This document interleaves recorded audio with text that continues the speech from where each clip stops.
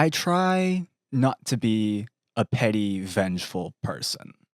Sure, people, situations, other things get me very upset, very mad from time to time. But 9 times out of 10, I really try not to mentally and physically go out of my way to really hate on anyone or anything, really. And last summer, for 9 out of 10 kilometers, I thought that was the case. Oh, was I wrong.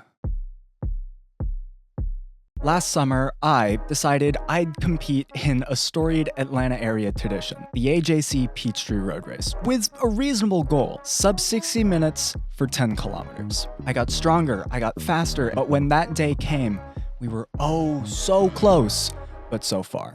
And for this year, 2025, after all the running we've done, we are out for revenge. Okay, just got wrapped up with warm-ups. It is a little less than an hour before sunset. We're gonna try and go minimum 4 miles today, 5 if I can. The whole goal of this is just to see where we are. I've been training building up to this. I just haven't been documenting it because I've been doing an internship and a few other things. There are definitely some differences this go around compared to last year's go around. We have that to look forward to. We have Expo to look forward to as well. But first, we gotta put in this last shift of like really solid work today. 4.25-ish miles today. I am knackered. We did it mostly running. I think there were like a handful of moments where I stopped to catch my breath. Every single time I go out, I fall into this trap where I go on autopilot. Sometimes it goes well, but sometimes it ends up with me overexerting myself. A lot of factors play into it: hydration, sleep, the general stuff, nutrition, mental attitude as well is a big one. But I hit my minimum today, which is important. The sun has set. It is 9 p.m. I need to get back home. I need to shower. I need to do Spanish homework. And yeah, get a good night's rest for tonight. So the differences in question for last year's Peachtree versus this year's Peachtree, 2024 versus 2025. For context, it's Sunday, June 29th. There are some obvious differences. Right now, we just got a big heat wave and a bunch of storms have been rolling through. So this year, weather-wise, it's actually looking really, really good at the start. So hopefully it shouldn't be too much of an ordeal compared to last go-around. Also, last year, I had a lot less fitness. This year, I'm coming into it with a lot more. Obviously, last time we left off, I ran a 10-mile in Epcot and collected exactly 1 souvenir. And because of all these running escapades and whatnot, we are going into this with a new bib. Obviously, you get a new bib for running the race every single year.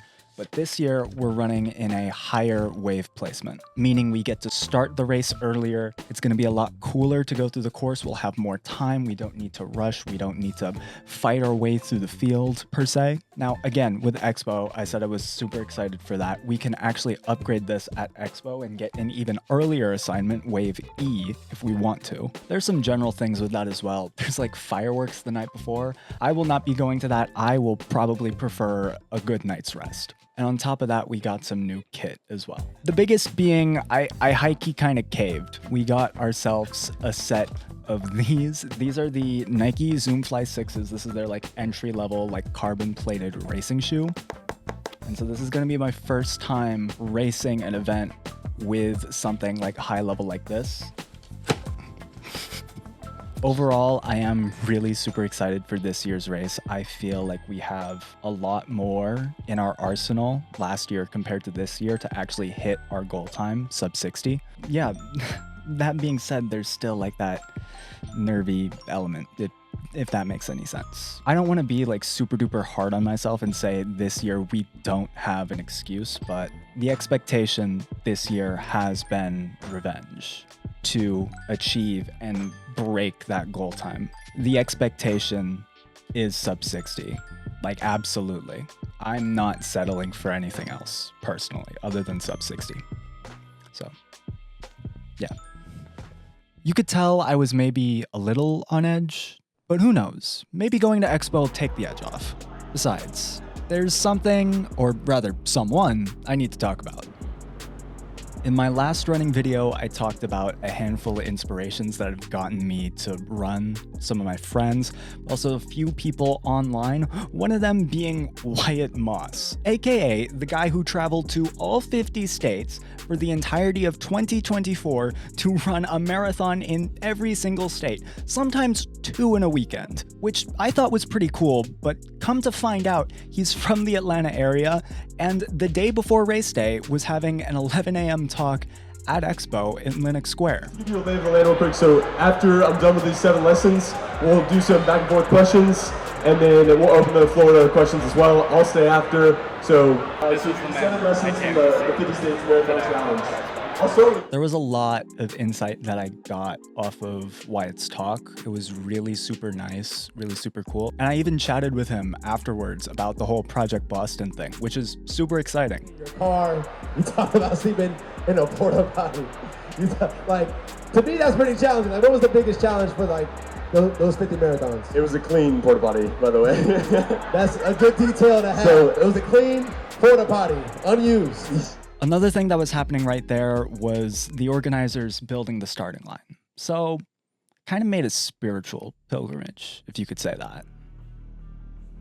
365 days before this, I had set a bar that I knew I could achieve, and despite my best efforts, still came up oh so close, but so far.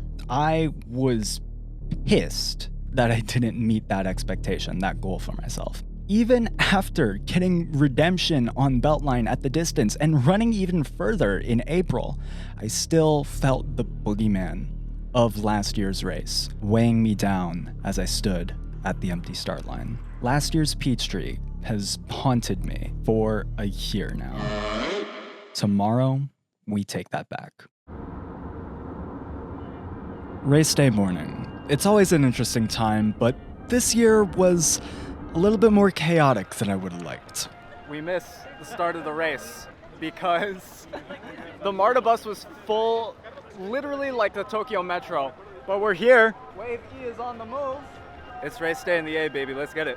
But at least we filmed one wave start.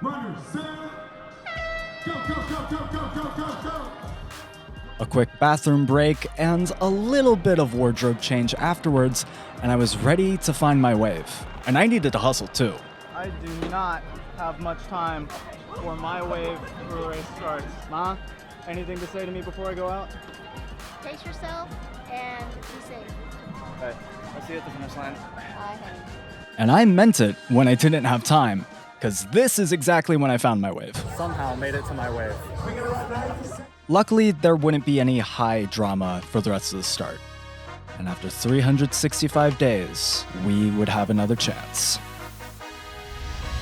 Runners, set. Go, go, go, go, go, go, go.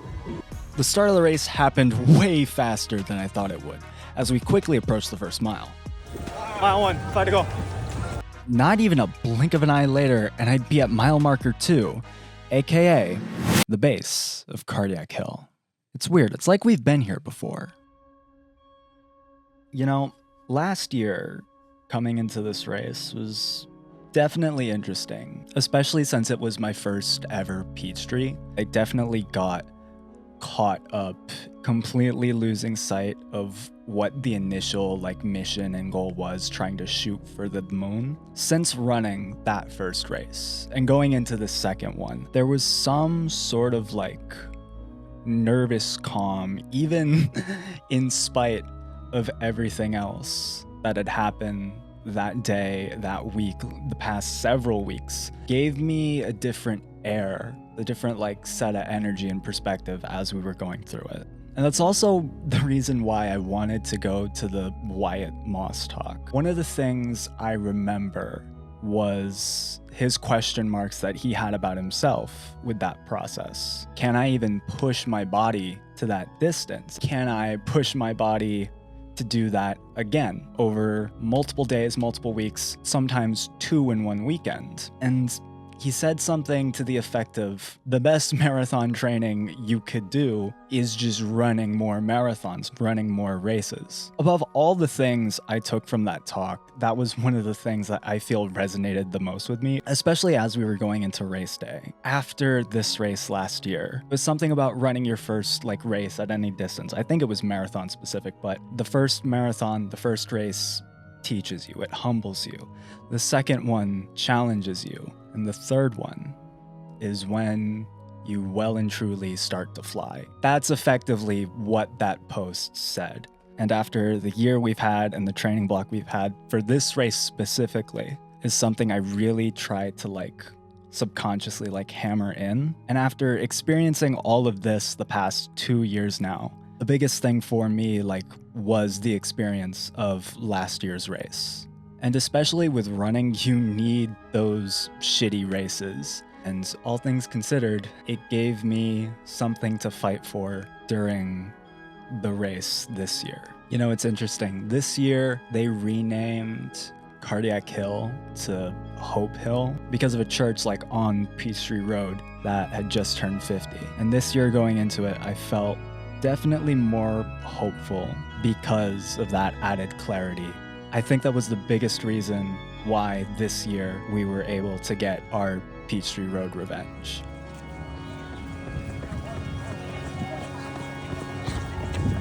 We got through the big challenge. Now just downhill to the line. Let's go. Come on. That's right. Somehow, some way, I was able to maintain at least half-decent pace going down Cardiac Hill. And as we were making our way to the finishing chute, I rode that high all the way to the finish line. We were gonna smash our goal. I didn't know by how much until we crossed the line. For the 56th annual Peachtree Road Race, our time, 56:35, baby, sub 60, let's fucking go! To say I was overjoyed was an understatement. And on top of that, for stupid stat reasons, I looked up all the first name Duncan finishers and was third fastest of all the Duncans. In spite of this, immediately after the race, however, I was so tired and out of commission, I forgot to grab a few goodies. So the finisher t-shirts ran actually a little bit large this year compared to last year. So got the new threads, but most importantly, I forgot one thing, and that is one of the most important souvenirs in this process. Some say Revenge is best served cold. Personally though, I prefer mine with peaches.